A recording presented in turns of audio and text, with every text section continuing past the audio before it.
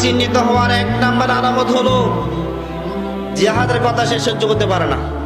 জিহাদের কথা সহ্য করতে পারে না। আল্লাহ সুবহানাহু ওয়া তাআলা বললেন, আল্লাহ নবী সাল্লাল্লাহু আলাইহি সাল্লাম বললেন, যখন তোমরা জিহাদ ছেড়ে দিবা তখন কাফের মুশরিকরা তোমাদেরকে দাস বানিয়ে ছাড়বে। যখন তোমরা জিহাদ ছেড়ে দিবা তারা তোমাদেরকে তাদের গোলাম বানাবে। যখন তোমরা জিহাদ ছেড়ে দিবা জায়গায় জায়গায় নির্যাতিত হবা। যখন তোমরা জিহাদ ছেড়ে দিবা তখন বনের হায়না পর্যন্ত তোমাদেরকে মূল্যায়ন করবে না। রাসূল সাল্লাল্লাহু আলাইহি সাল্লাম বলেছেন, ইদা তারাকতুমুল জিহাদা ফাসাল্লাতুল্লাহু আলাইকুমুল যিল্লাতা, যখন তোমরা জিহাদ ছেড়ে দিবা আল্লাহ তাআলা তোমাদের উপর লাঞ্ছনা চাপিয়ে দিবেন। আজকে আমরা জিহাদের কথা বলে নফসের জিহাদের কথা বলি, আর যে ব্যক্তি নফসের জিহাদের কথা বলে, নফসের জিহাদের কথা বলে ওই ব্যক্তি শরীরের দিকে তাকান, পেটটা এত বড়, স্বাস্থ্যের দিকে তাকান, এত মোটা সোটা, বাড়িঘর দেখেন বিল্ডিং এ মারা, ঘরের ভিতরে ঢুকে টাইলস দিয়ে ভরপুর, এবং তার খাবার দেখেন রং বিরঙের খাবার। এটাই যদি নফসের জিহাদ হয়, এই ধরনের শয়তানি মার্কা নফসের জিহাদ আমরা মানি না।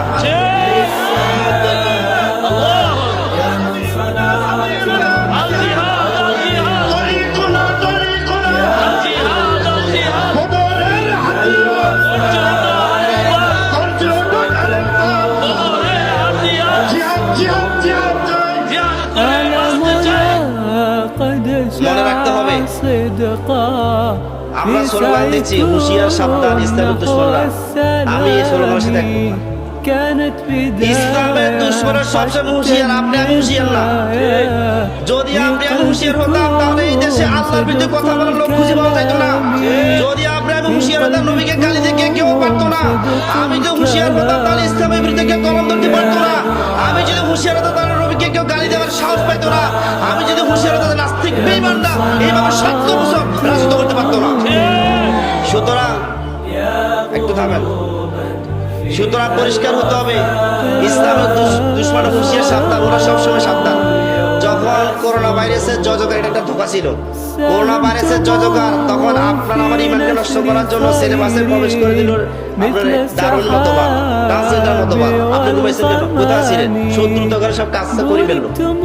যখন করোনা ভাইরাসের সময় সমস্ত মানুষকে ঘরবন্দি করে ফেললো, মসজিদ আসছেন কারিকুলাম তৈরি করলো, এবং শিক্ষা সিলেবাসের ভিতরে খেলাধুলার নামে, বিনোদনের নামে জোরাসার যোগ করা হলো। ওই শিক্ষা ব্যবস্থা নাস্তিক বেঈমান মার্কা শিক্ষা ব্যবস্থা কোনো মুসলমান মেনে নিতে পারে না, ঠিক কিনা? তাহলে ইতিকাদী মুনাফিকের এক নাম্বার বৈশিষ্ট্য কি? জাহাদ সহ্য করতে পারে। আপনারা জানেন, যখন দামেস্কে মুজাহিদের বিজয় দেখলো তখন কিছু মানুষের চুলকানি জ্বালা যন্ত্রণা বেড়ে গেল। হামাস যখন যুদ্ধ শুরু করলো, আমাদের মাঝে কিছু দাড়িওয়ালা টুপিওয়ালা মৌলবীর গা জ্বালা শুরু হয়ে গেল। তারা বললো না, এগুলো তো একটা আত্মহত্যা, এবং আয়াত পেশ করলো, লা তুলকু বিআইদিকুম ইলাত তাহলুকা, তোমরা জেনে বুঝে নিজেকে হালাকের দিকে নিক্ষেপ করো না। তারা এই কথা বলতে লাগলো, তার মানে তারা জিহাদকে সহ্য করতে পারলো না। মনে রাখবেন, আপনি যেভাবে বলেন না কেন, আপনার রব সব কিছু দেখছেন, আপনার অন্তর কি আছে সব জানেন। সুতরাং আপনি একদিন না একদিন এই শাস্তি আপনাকে ভোগ করতেই হবে, ঠিক কিনা? আমার ভাইরা, আমার বন্ধুগণ, মুনাফিকের ২ নম্বর আলামত আমি বলছি, এবার শুনুন। যখন মুনাফিকের বিজয় দেখে তখন মুনাফিকেরা মুমিনদেরকে বলে, আমরা জানতাম তোমরা বিজয় হবে। এবং যখন মুমিনদের পরাজয় দেখে তখন মুমিনদেরকে হতাশ করে এমন শব্দ ব্যবহার করে, যেই শব্দ ব্যবহারের কারণে মুমিন আর কখনো জিহাদের কথা বলে না। সুতরাং মুমিনের সুদিনে যারা সুখী হতে চায়, মুমিনের দুর্দিনে যারা সুখী হতে চায় না, শান্তি হতে চায় না, তারাও মুনাফিক। তারা কি মুনাফিক? কোরআনে কারিমে আল্লাহ সুবহানাহু ওয়া তাআলা আলোচনা করেছেন, ইতিকাদী মুনাফিক যারা, তাদেরকে চিনে নাও। তারা মুসলমানের সামনে আসে বলবে, আমিও মুসলমান, তোমাদের সাথে আছি। আর যখন কাফেরদের সাথে ঐক্যবদ্ধ হবে, জাতীয় সঙ্গে বৈঠক করবে, তখন বলবো যে তোমরা আমার অন্তরঙ্গ লোক। এই বক্তব্য যেটাই দিবে, যে হুজুর দিবে, যে রাজনীতিবিদ দিবে, বুঝবেন এটা মুনাফিক। এটা কি কষ্ট পাচ্ছেন আপনারা? বিশেষ কষ্ট পাই না, আমরা নিজেরা কষ্টে আছি। কারণ ভিতরে জোরে করে ছাই হয়ে যাচ্ছে। এই জাতি বুঝতে চায় না। এই জাতি যখন স্বার্থের সাথে ইসলামের সংঘাত হয়, তখন স্বার্থকে ফাঁদার নজরে ইসলামকে ছুরি মারে। আমি যখন বিভিন্ন আলোচনায় জালের সাজবের সময় যখন এক জায়গায় মাহফিলের পাশে জিবরিদের কথা বললাম, মাহফিলের সভাপতি মুক্তিযোদ্ধা আমাকে আসিয়ে বলল, হুজুর এই ওয়াজটা করিয়েন না। আমি বললাম কেন? ভাস্কর্য কথা কোন জায়গায় করা আছে? আমি এবার আয়াত রেফারেন্স দিয়ে শো করলাম, বললো যে এখানে কি আল্লাহ এটা বলছে? আর তাহলে হ্যাঁ আল্লাহ বলছে, আমি বলতে বাধ্য। কারণ ওলামায়ে হক্কানি রব্বানি হক কথা বলবে, কোরআন যেটা বলতে বলছে সেটাই বলবে, কোরআন যেটাকে হালাল বলতে বলছে সেটাকে হালাল বলবে, কোরআন যেটাকে হারাম বলতে বলছে সেটাকে হারাম বলবে, কোরআন যেটাকে মুসাব্বা বলতে সেটাকে মুসাব্বা বলবে, কোরআন যেখানে বলছে কাফেরদেরকে মারো সেখানে মুসলমানরা কাফেরদেরকে মারবে, কোরআন যেখানে বলছে কাফেরদের জন্য প্রস্তুতি গ্রহণ করো বিরুদ্ধে, তখন কোরআনিক মুসলমানরা কাফেরদের বিরুদ্ধে লড়াই করার জন্য প্রস্তুতি গ্রহণ করবে। যেমন আল্লাহ সুবহানাহু ওয়া তাআলা বলেছেন, ওয়া'আইদু লাহুম মাসতাতা'তু মিন কুওয়া ওয়া মিন রিবাতিল খাইলি তুরহিবুনা বিহি আদুওয়াল্লাহি ওয়া আদুওয়াকুম। আল্লাহ রাব্বুল আলামিন বললেন, তোমরা সাধ্য অনুযায়ী শক্তি সঞ্চয় করো। এখন শক্তি কি হবে? ওমর রাদিয়াল্লাহু তাআলা ব্যাখ্যা করলেন, আলা ইন্নাল কুওয়াতার রামিয়ু, আলা ইন্নাল কুওয়াতার রামিয়ু, আলা ইন্নাল কুওয়াতার রামিয়ু। হে মুসলমানরা শুনে রাখো, শক্তি তোমার তাসবিহ তারার ভিতরে নয়, শক্তি তোমার মিছিল মিটিং এর মধ্যে নয়, শক্তি তোমার নির্বাচনের মধ্যে নয়। ওমর রাদিয়াল্লাহু তাআলা বললেন, তোমার শক্তি হলো তীর নিক্ষেপ করার মধ্যে, তোমার শক্তি হলো অ্যাটম বোমা নিক্ষেপ করার মধ্যে, তোমার শক্তি হলো 147 নিয়ে ডাইরেক্ট গুলি করার মধ্যে। এই ব্যাখ্যা কি আমি করেছি না ওমর রাদিয়াল্লাহু করেছেন? যা বলার ওমর রাদিয়াল্লাহু তাআলাকে বলে, আমার কিছু বলিয়ে না, আমি রেফারেন্স দিয়েছি। আলা ইন্নাল কুওয়াতার রামিয়ু, আলা ইন্নাল কুওয়াতার রামিয়ু, আলা ইন্নাল কুওয়াতার রামিয়ু। ওলামায়ে কেরাম আছেন, আলা ব্যবহার হয়েছে, আবার ইন্না ব্যবহার হয়েছে, একাধিকবার শব্দ তাকিদ এসেছে। এই তাকিদর মানে নাকি ভালো করে বুঝে নেবেন। শক্তি এক জায়গায়, সেটা হলো হাতে তরবারি নিবা, দেখবে অটোতে সব ঠান্ডা হয়ে গিয়েছে। এই যে আমার দেশে এখন মুশরিকেরা কত কত খুব পাওয়ার দেখাচ্ছে, ক্যালসিয়াম আছে, ক্যালসিয়াম দেখাচ্ছে, অনেক ক্যালসিয়াম। যখন এখান থেকে একটা ঠেক দেওয়া হচ্ছে, আর যে ইসকনের গডফাদার সন্ত্রাসীটাকে গ্রেফতার করা হলো, এবার আস্তে আস্তে ঠান্ডা হওয়া শুরু হয়েছে। না, এবার যজ্ঞের মুখে লবণ পড়ে গেছে। এই জন্য মনে রাখবেন মুসলমান, কোরআনে আল্লাহ তাআলা বলছেন, কোন মুমিন যদি 20 জন হয় ধৈর্য ধারণকারী, তাহলে 200 কাফেরের মোকাবেলা তারা বিজয় লাভ করবে। মনে রাখবেন, পৃথিবীর ইতিহাসে মুসলমানরা যত জায়গায় বিজয় লাভ করেছিল, তারা সংখ্যায় কম ছিল, কাফেরের সংখ্যা বেশি ছিল। এবার আরো পরিষ্কার কথা হলো, পৃথিবীর অধিকাংশ মানুষ জাহান্নামে যাবে, পৃথিবীর অধিকাংশ মানুষের গোমরা। অধিকাংশ মানুষ কি এই যে হঠাৎ পাতা করে কোরআন কারীমে আল্লাহ তাআলা বললেন, ওয়ালাকাদ যারানা লিজাহান্নামা কাসীরাম মিনাল জিন্নি ওয়াল ইনস লাহুম কুলুবুন লা ইয়াফকাহুনা বিহা ওয়া লাহুম আযানুন লা ইয়াসমাউনা বিহা ওয়া লাহুম আ'য়ুনুন লা ইউবসিরুনা বিহা উলাইকা কাল আনআম বাল হুম আযাল। আল্লাহ তাআলা বললেন, যাদেরকে চর্মচক্ষু দিয়েছি, চর্মচক্ষু দ্বারা তারা হক দেখে নাই, যাদেরকে কর্ণকুহর দিয়েছি, এই যে কান দ্বারা সে হক শুনে নাই, আমি আল্লাহ তাআলা যাদেরকে হৃদয় দিয়েছি, হৃদয় দ্বারা হক উপলব্ধি করতে পারে নাই, তারা হলো চতুষ্পদ প্রাণী। আল্লাহ একটু পরে বললেন বালহুম আদল, শুধু চতুষ্পদ প্রাণী, এখানে সীমাবদ্ধ থাকেন নাই, তার থেকে নিকৃষ্ট বানিয়েছেন। আমরা বলেন তো, ওয়ালাকাদ যারানা লিজাহান্নামা কাসীরাম, এই কাসীরা শব্দ আল্লাহ দিলেন, পৃথিবীর অধিকাংশ মানুষ এবং জিন জাহান্নামে যাবে। এই কারণে এখান থেকে স্পষ্ট হয়ে গেল, পৃথিবীর অধিকাংশ মানুষ গোমরা। ঠিক ঠিক কিনা? এবার আমি আপনাদেরকে বাস্তব মিসাল দিচ্ছি। সারা পৃথিবীতে মানুষ কয়শো কোটি? না, 800 কোটি প্লাস। কয়শো কোটি? 800 কোটি প্লাস। এই 800 কোটি প্লাসের ভিতরে মুসলমান কয়শো কোটি? 200 কোটি।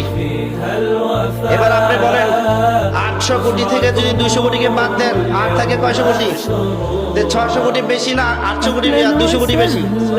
এই 600 কোটি মানুষ জাহান্নামে যাবে। এই 600 কোটি আছে ইহুদি, এই 600 কোটি আছে খ্রিস্টান, এই 600 কোটি আছে বৌদ্ধ, এই 600 কোটি আছে মুশরিক, এই 600 কোটি আছে নাস্তিক, এই 600 কোটি আছে মুরতাদ, এই 600 কোটি আছে মুনাফিক, এই 600 কোটি আছে একমাত্র শয়তানের পাছার অনুসারী। ঠিক কিনা? এবার ক্লিয়ার? এবার আল্লাহ সুবহানাহু ওয়া তাআলা তার নবীকে বলেন, নবী, এই অধিকাংশ লোকদের ব্যাপারে তোমাকে তুতি আকসারা মান ফিল আরদি ইউদিল্লুকা আন সাবিলিল্লাহ, তুমি যে অধিকাংশ মানুষের রায়কে যদি অনুসরণ করো, ইউদিল্লুকা আন সাবিলিল্লাহ, তারা তোমাকে আল্লাহর পথ থেকে গোমরা করে দিবে। সুতরাং অধিকাংশ মানুষ যা বলবে তাই হয়ে যাবে। অধিকাংশ মানুষ তো চাইছিল পুরুষকে নারী বলার জন্য, অধিকাংশ মানুষ তো চাইছিল নারীকে পুরুষ বলার জন্য, ওই কিছু তো হলো না, ঠিক কিনা? অধিকাংশ মানুষ চাইছিল ট্রান্সজেন্ডার মতো, বা জানেন তো নারীকে পুরুষ বানাবে, আল্লাহ বলেছে না, হবে না। অধিকাংশ মানুষ চাইছিল পুরুষকে নারী বানাবে, আল্লাহ বলেছেন এটা হবে না। আমি যাকে যেভাবে দিয়েছি সে সেভাবে থাকবে, কারণ আমি যাকে যেভাবে দিয়েছি সে যদি ওইভাবে না থাকে তার সাথে ধ্বংস হয়ে যাবে। যেমন সূরা সাব্বিহ ইসমা রাব্বিকাল আলা এর মধ্যে বলেছেন সাব্বিহ ইসমা রাব্বিকাল আলা আল্লাযী খালাকা ফাসাওয়া ওয়াল্লাযী কদ্দারা ফাহাদা। এই আয়াতগুলো বিজ্ঞানের থিওরি আয়াত। আল্লাহ সুবহানাহু ওয়া তাআলা বললেন যে সাব্বিহ ইসমা রাব্বিকাল আলা আল্লাযী খালাকা ফাসাওয়া ওয়াল্লাযী কদ্দারা ফাহাদা। এখানে আল্লাহ তাআলা মানুষের অঙ্গ প্রত্যঙ্গ সৃষ্টি করার পর যেটা যেখানে প্রয়োজন সামঞ্জস্য করে আল্লাহ তাআলা রেখেছেন। সুতরাং এটাকে বিকৃতি করা, কাটাকাটি করা, এটা তুমি কাটতে পারো, কাটতে গিয়ে দেখবা তোমার অস্তিত্ব শেষ, ঠিক না? সুতরাং পৃথিবীর অধিকাংশ মানুষ হকের উপর আছে নাকি বাতিলের উপর আছে? এবার আপনাকে পরিষ্কার বলতে হবে কুল জাহাল হক ওয়া যাহাকাল বাতিল ইন্নাল বাতিলা কানা যাহুকা। আল্লাহ সুবহানাহু ওয়া তাআলা বললেন হক এসেছে, বাতিল দুইবত হয়েছে, আর বাতিল তো দুইবত হওয়ারই কথা। এবার আপনাকে বাতিলকে চিহ্নিত করতে হবে, পরিষ্কার করে বলতে হবে ইহুদিরা বাতিল, পরিষ্কার করে বলতে হবে খ্রিস্টানরা বাতিল, পরিষ্কার করে বলতে হবে মুশরিকরা বাতিল, পরিষ্কার করে বলতে হবে মুনাফিকরা বাতিল, পরিষ্কার করে বলতে হবে নাস্তিকরা বাতিল, পরিষ্কার করে বলতে হবে মুরতাদরা বাতিল, পরিষ্কার করে বলতে হবে মুনাফিকরা বাতিল, পরিষ্কার করে বলতে হবে ওয়াজাসিত লোকেরা বাতিল, পরিষ্কার করে বলতে হবে আপনার সেকুলারিজম বাতিল, পরিষ্কার করে বলতে হবে ন্যাশনালিজম বাতিল, পরিষ্কার করে বলতে হবে মডার্নিজম বাতিল, পরিষ্কার করে বলতে হবে কমিউনিজম বাতিল। পৃথিবীতে যা আছে সবকিছু বাতিল, একমাত্র ইসলামী হক।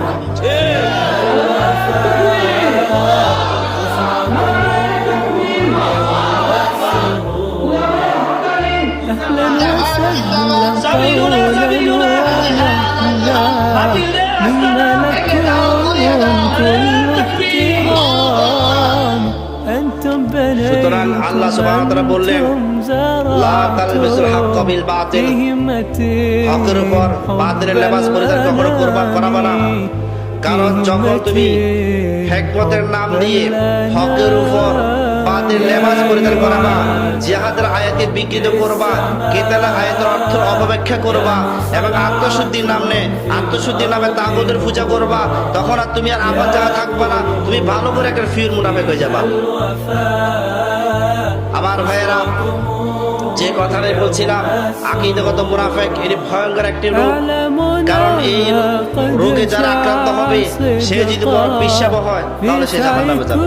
কোরআনে আল্লাহ তাআলা বললেন ইন্নাল মুনাফিকিনা ফিদ দারকিল আসফালিন। আল্লাহ সুবহানাহু ওয়া তাআলা বললেন মুনাফিকদের স্থান কোথায় হবে সেটা আল্লাহ তাআলা নির্ধারণ করে দিয়েছেন। একেবারে কাফেরদের থেকেও নিকৃষ্ট জায়গা তার স্থান হবে।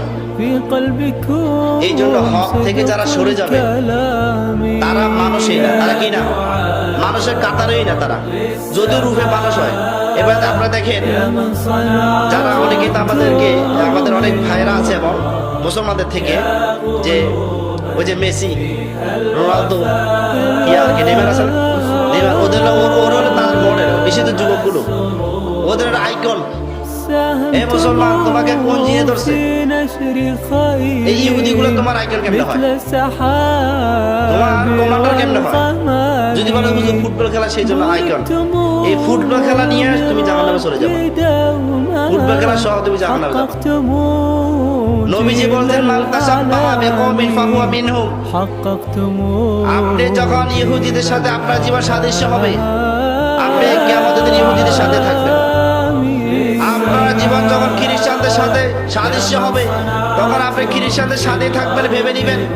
আপনার জীবন যখন মুরতাদের সাথে সাদৃশ্য হবে তখন আপনি মুরতাদের সাথে কিয়ামতের দিন থাকবেন।